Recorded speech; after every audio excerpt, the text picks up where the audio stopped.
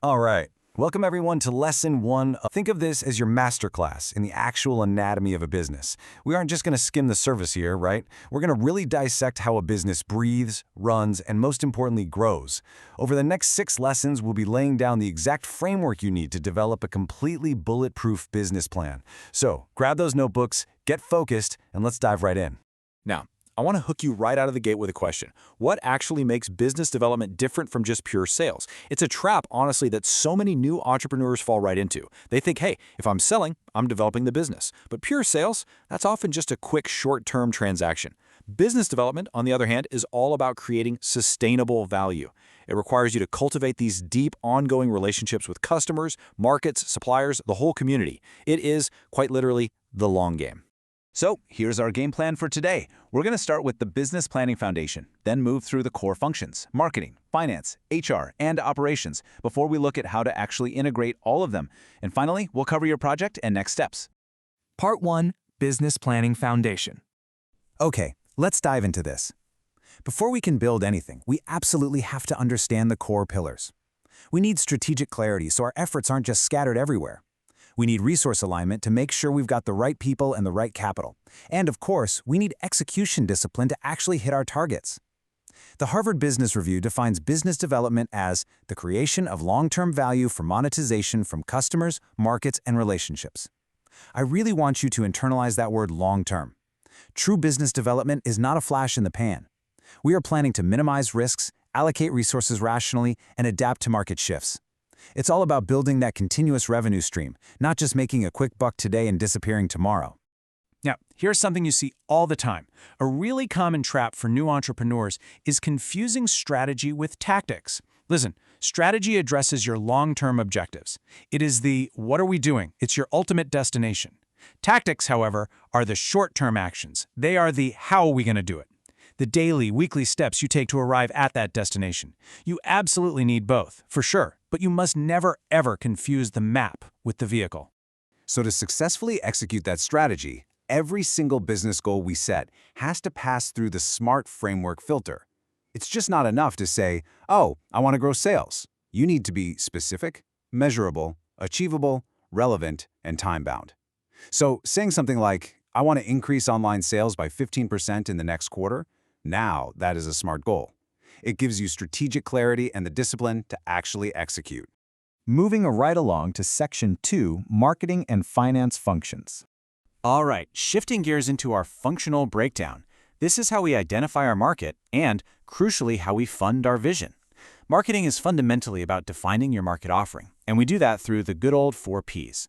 First, product. What are your core differentiating features? Second, price. And this is a perfect example of strategy in action. Your pricing strategy completely alters your market entry. Are you going to use price skimming, starting high and reducing gradually? Or maybe penetration pricing, starting low to grab market share fast? What about cost plus or value-based? Third is place, which really just means your distribution channels. And finally, promotion, covering your advertising, sponsorships, offers, the whole shebang. But remember, you have to validate your target customer segments before you finalize a single one of these. But hey, marketing dreams need a reality check, right? And that brings us to finance. Finance literally translates your strategy into numbers. It models your investment requirements, calculates those fixed and variable costs, and figures out your break-even point, that exact magical moment where total costs equal total revenue. Anything above that, pure profit. Below, you're taking a loss. So the absolute crucial point here is tracking key metrics like ROI, return on investment, and ROE, return on equity. Finance is the engine that secures your internal funding, like retained earnings, or your external finance, like bank loans or crowdfunding. Next up, Section 3, Human Resources and Operations. Let's seamlessly move to the next stage of the business lifecycle, zooming in on the people we hire and the processes they execute. For HR, a massive initial task is conducting a gap analysis. You compare your current workforce with your future needs, and that dictates your recruitment path. External hiring, great, it brings in fresh perspectives and new skills, but man, it requires a much longer onboarding time. You're basically paying them to figure out where the coffee machine is for the first month. Internal promotion, on the flip side, ensures a fantastic culture fit and leverages knowledge you already have. But be careful, it can sometimes limit innovation. Now, what's really interesting about this is a takeaway you absolutely must remember. People are the most critical and honestly the most underestimated resource in a business. This is especially true if you're running a service-based business. Why? Because services are intangible. They are consumed in real time. Look, if a physical product is defective, you just replace it. But a poor service experience, there is no undo button for that. Without the right customer-facing people, your entire brilliant strategy completely lacks credibility. Okay, so once you have the people, you need the process. Operations is where the rubber finally meets the road. It transforms your strategy into reality by managing inputs, like raw materials, overseeing the transformation process itself, and ensuring high-quality final outputs. But I have to warn you, operations involves some serious, rigorous capacity planning. If you don't plan your capacity well, you end up overpromising and underdelivering. And let me tell you, that will irreversibly damage your reputation.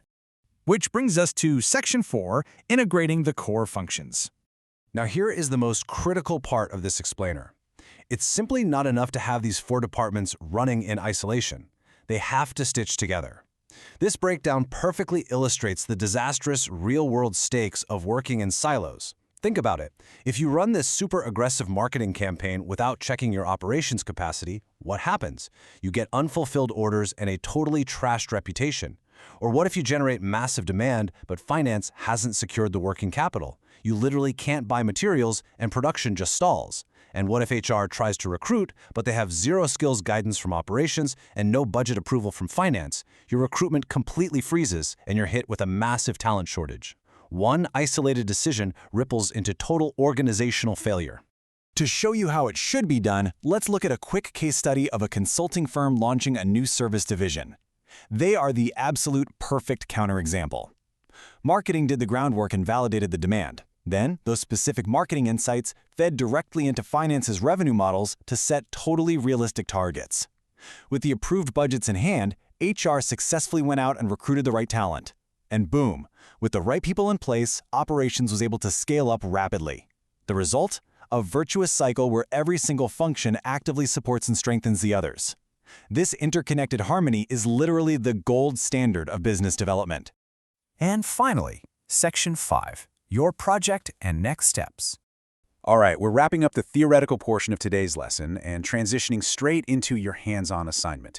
Here is your homework, laid out step by step. First, you need to work as a team to brainstorm 3 to 5 potential business ideas. Second, you're going to evaluate them against strict feasibility criteria. Is there a real validated market need? Is the customer base clearly defined? Can you actually reach them? Is it operationally feasible? And does the financial model point toward profitability? Step 3, eliminate the weaker ideas based on those tough questions. And finally, select just one concept to fully develop. You must bring this one validated, operationally feasible idea to our next class. So, I'm going to leave you with this provocative challenge for the week. The ultimate goal of this entire 6-lesson unit culminates in a 2-minute elevator pitch. Ask yourself, will the business idea you select today survive that ultimate test? Will it create real sustainable value? Will those 4 core functions actually align? Get together with your teams, submit your initial idea to me via the Classroom platform before the next lesson, and get ready to defend it. I literally cannot wait to see what you all come up with. Let the brainstorming begin.